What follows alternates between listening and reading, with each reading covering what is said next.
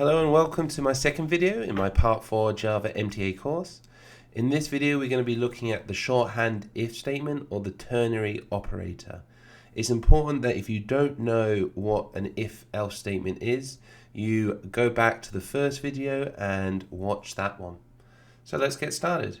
So as always, I'm going to go through the key points very quickly and then give you some MTA style questions to cement that knowledge and for you to understand what kind of types of questions that will be asked. So the first thing that you must understand is how an if-else statement works, because it's much easier to understand how a shorthanded if statement works if you can just compare an if state and then match it or map it on. So if we look here, we have an if statement and we've got a value here. So we're saying based on the conditions of number 1, we're going to assign the value of number 2. So we have this if condition, and if this is true, we're going to say number 2 equals 20, else number 2 equals 10. Now the ternary if statement is very similar to this, but it's put all on one line.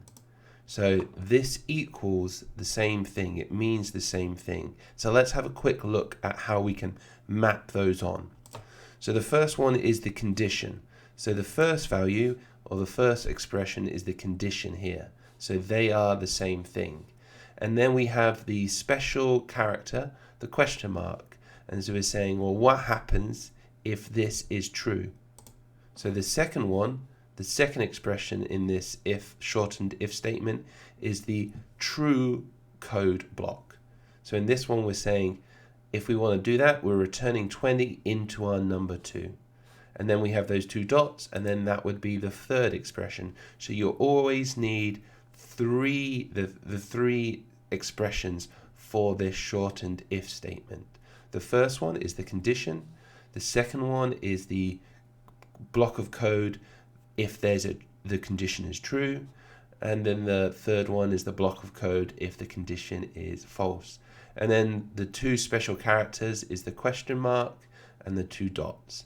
And I like to think of it as the expression as a question mark, as saying, is this true? Question mark, and then saying, yes, what do you do? And then it allows you to just not get confused about the order, because one of the common mistakes is switching these values around and not understanding which one goes where. So I tend to find that learners find it easier if they remember the condition and they remember it as a question, and therefore it needs a question mark afterwards. You can make this code a lot more advanced by adding more complex expressions. So for example here you can say that if the condition is less than 10, is a question mark, is that true? You're saying if it is true, then you want to say 2 times 3, and then the result of that will be divided by number 1, and then that will be returned to number 2. Otherwise you're going to say returning number 1 times 10 into that number 2 value. So you can do a lot more complex mathematical formulas in these sections here. But the most important thing is it must always return a value, because the shorthanded one has to be inserted into a variable.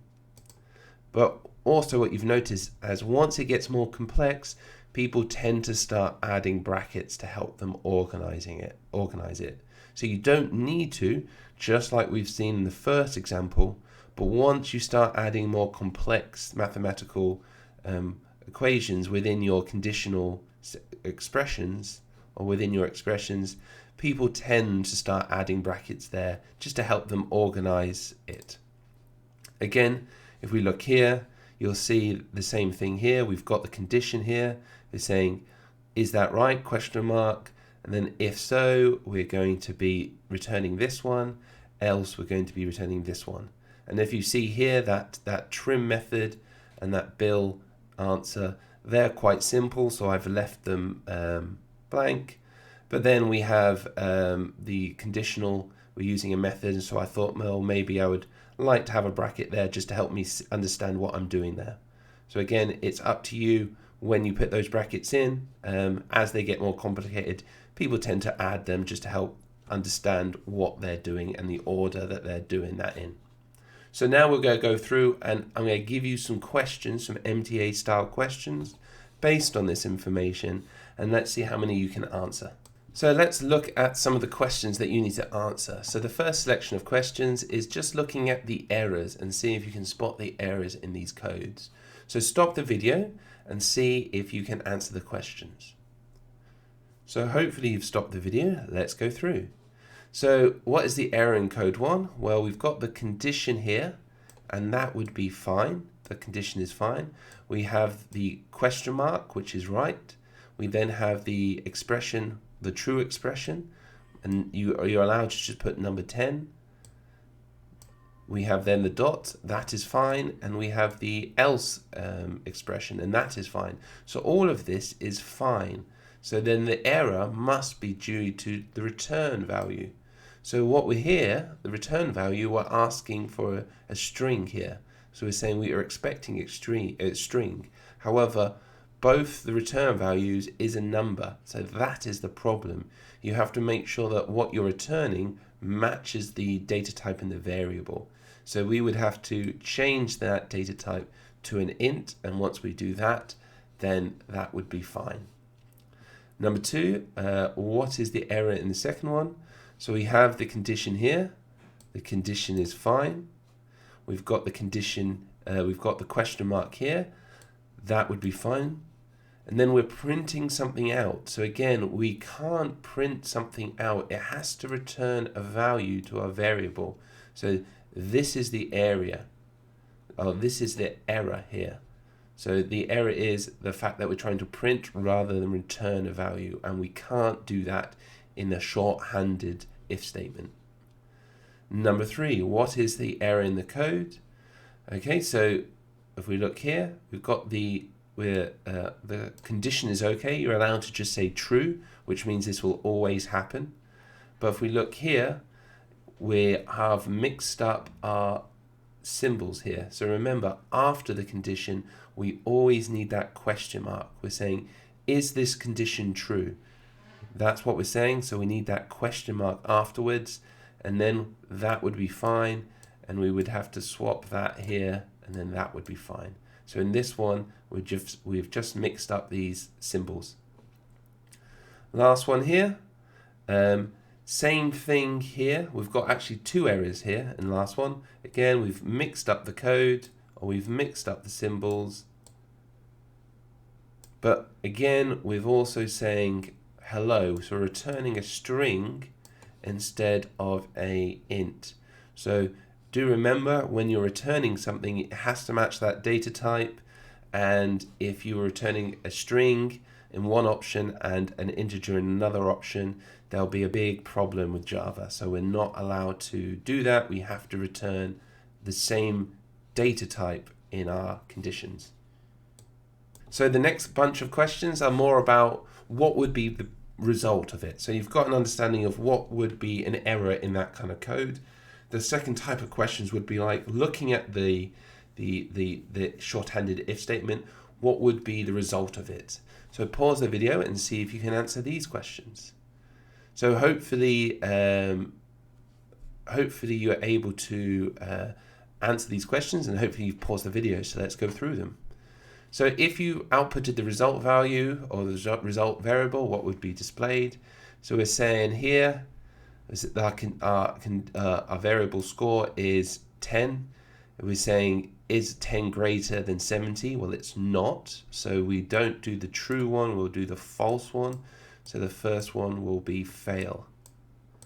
That will be the first value here. Number 2, what would be outputted from here?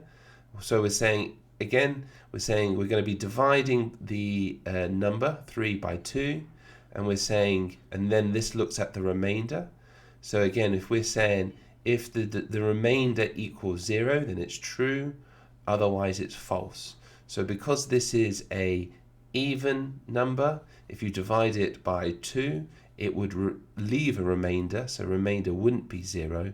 So that must mean that it would result in a false Okay, and if you're unsure about what that means here, that expression here, again, I would go back onto my videos and look at what this operator does and how you can apply it to your mathematical formulas. Number 3, if you outputted the number type variable, what would be displayed? So we've got -4 here, so we're saying if number is greater than 0, which it isn't, and we say positive number, and then else would be negative number. So all of them would be the false one. So we would have a negative number. So hopefully you've got all 3 right. So before you go, I would have a reflection of what you've learned and the important things that you need to remember. So if you can remember the correct order of these 2 symbols, then I would say you have quite a good understanding of the things that we've covered. If you remember how many expressions we need to create our shorthanded if statement, then that would be also what you need to know for the exam. And then the potential errors. What are some of the potential errors that you might come across? If you are able to answer this question, please leave your answers in the comments below to help other learners. If you found this video useful, please like. And if you want to be notified when I start creating mock exams for this section, please subscribe to my channel. And the mock exams will be very similar to the MTA style questions, and it'll give you a good indicator of how well you are prepared for the exam. Otherwise, I'll see you in the next video.